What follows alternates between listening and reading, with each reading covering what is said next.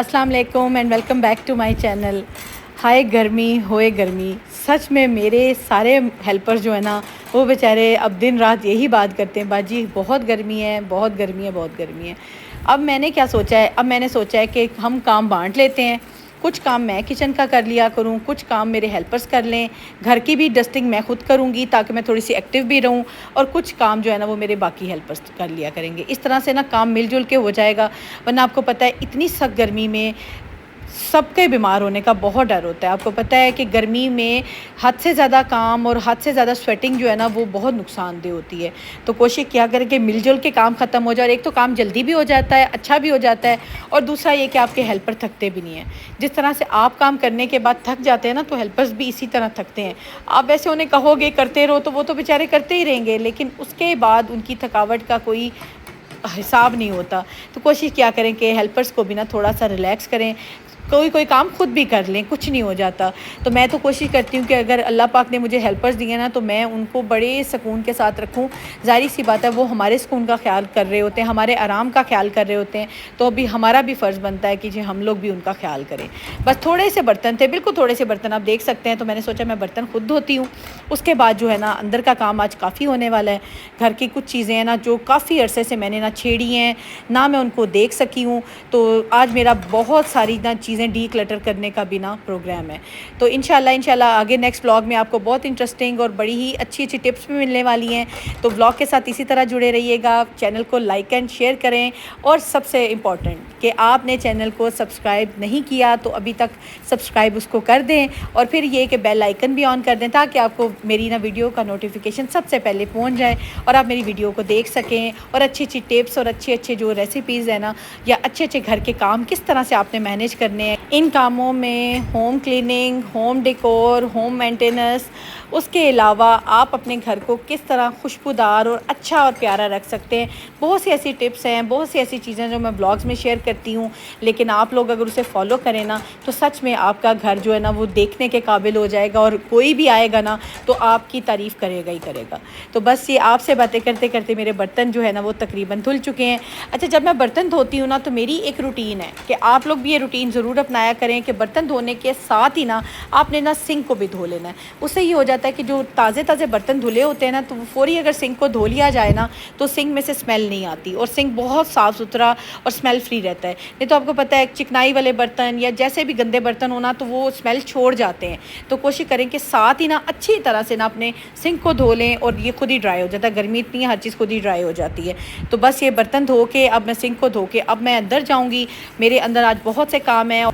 अच्छा, घर में ना बहुत सी ऐसे कॉर्नर्स होते हैं, ऐसी जगह होती हैं जो कि हम लोग चाहते हुए भी उनको नहीं छेड़ सकते। क्यों नहीं छेड़ सकते? क्योंकि वहाँ पे इतना खिलारा और इतना गंद होता है ना कि दिल डर जाता है कि अगर इस जगह को हमने छेड़ा तो हमारे साथ होना क्या है। तो आज मैंने वो जगह छेड़नी है, क्योंकि मुझे ना इतनी कोफ्त हो रही थी। ये मेरा एंट्रेंस वाली जगह है, आप लोगों को पता है मेरे होम टूर में भी मैंने सारी जगह शेयर की हुई हैं। तो ये मेरी एंट्रेंस वाली जगह है। यहाँ पर मेरे हस्बैंड के जूते, ये आटे वाली पेटियाँ और चावल वाली पेटियाँ, फिर दालों वाली पेटियाँ, मतलब ये सारी चीज़ें, डीप फ्रीज़र और बहुत बहुत और भी चीज़ें हैं जो यहाँ पे ना छुपी पड़ी हैं। और फिर उसके अलावा मेरे बच्चों का टेबल, वो भी सारा स्टडी टेबल, हर चीज़ यहाँ पे होती है। हम लोगों ने सबसे पहले तो जूतों के डिब्बे निकाले हैं, जगह को अच्छी तरह से साफ़ किया। अब मैंने अपनी हेल्पर से कहा है कि आप ना यहाँ पर फ़िनाइल वाला पोछा लगा दो। फ़िनाइल वाले पोछे से ये होता है कि ऐसे कॉर्नर्स है यहाँ पे कीड़े मकोड़े चीज़ें इकट्ठी होती हैं, मकड़े इकट्ठे होते हैं, छिपकलियाँ आ जाती हैं। तो ये वो जगह हैं जहाँ पे फ़िनाइल वाला पोछा ज़रूर लगाया करें। कॉर्नर्स हैं, कॉर्नर्स घर के ऐसी जगह हैं जहाँ पे कोई ना कोई चीज़ आपको छुपी हुई मिल जाएगी। तो ये जगह मैंने साफ़ करवाई है। उसके बाद अब देखें बाहर जूतों का जो है ना वो पूरी एक शॉप बनी हुई है, पूरी एक दुकान बनी हुई है। अच्छा, मेरे हस्बैंड को ना जूते लेने का बहुत शौक़ है, लेकिन ये कि वो पहनते फिर भी वही चंद जूते हैं जो उनको पसंद आते हैं। जो उनको पसंद नहीं आते वो वैसे के वैसे पड़े रह जाते हैं।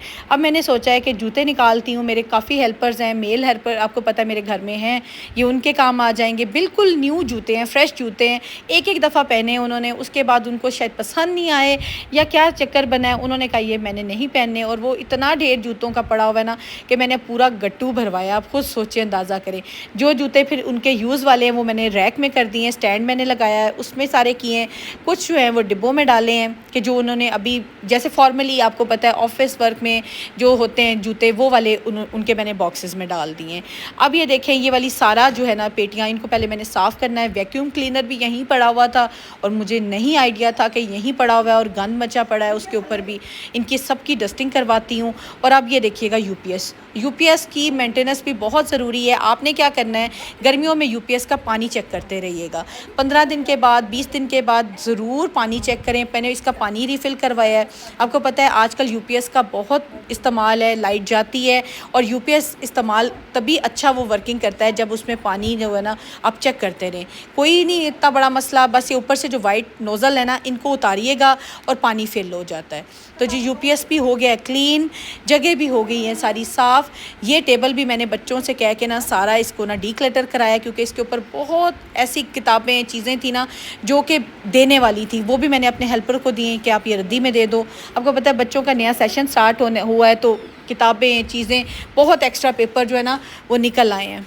मेरा हमेशा से ये रूटीन होती है कि जब ये एंड होता है मैं किताबें और चीज़ें बैग समेत निकाल देती हूँ। मेरे अगर हेल्पर्स को किताबें रखनी हो या किसी को देनी हो या रद्दी में देनी हो, ये उनका हेडेक होता है, वो खुद ही ले जाते हैं।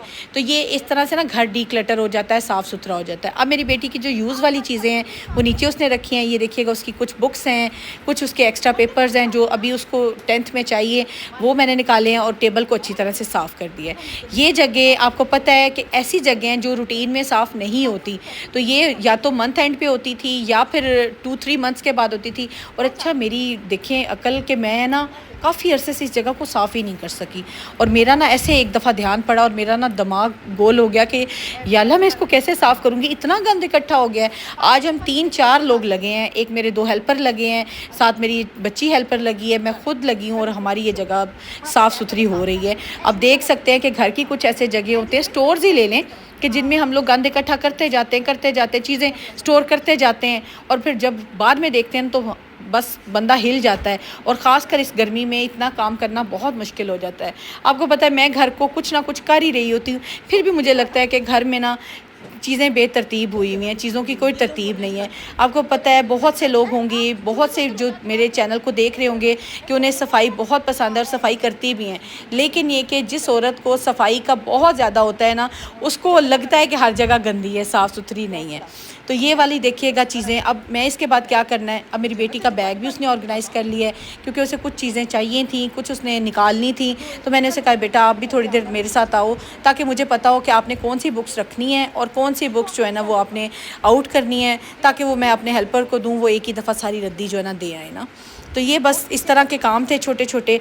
और इसके अलावा जो आज हमने यहाँ से मेन काम किया है ना वो है जी हमारा डीप फ्रीज़र की मैंने बहुत सी चीज़ें निकाली हैं जो कि मैंने फ्रीज़ की हुई थी, जो मुझे अभी यूज़ में नहीं थी, वो मैंने अपने हेल्पर को दी हैं। फिर उसके अलावा एक और यहाँ पे काम जो है ना वो बहुत इंपॉर्टेंट है, वो भी मैं अभी आपसे शेयर करती हूँ। अच्छा जब भी आप लोग ना लाइक आटा मंगवाते हैं ना तो हम लोग क्या करते हैं, आटा कुछ दिन यूज़ किया, अब जैसे कि गर्मी है, मेरी बहुत सी बहनें या बहुत से जो मुझे लोग देख रहे होंगे, जब गर्मी आती है ना तो हम लोगों को पसंद आती है तंदूर की रोटी। तो तंदूर की रोटी जो है ना वो बहुत अच्छी लगती है सब्ज़ी के साथ भी, कढ़ाइयों के साथ भी। तो मेरी यही रही है आदत कि जैसे रमज़ान और ईद गई है ना, ईद उल फितर गुज़री है तो गर्मी आ गई और मैंने क्या किया जी, आटा जो मंगवा के रखा हुआ तो उसको ध्यान नहीं दिया और मैंने रोटी बाहर से मंगवाना शुरू कर दी तंदूर से।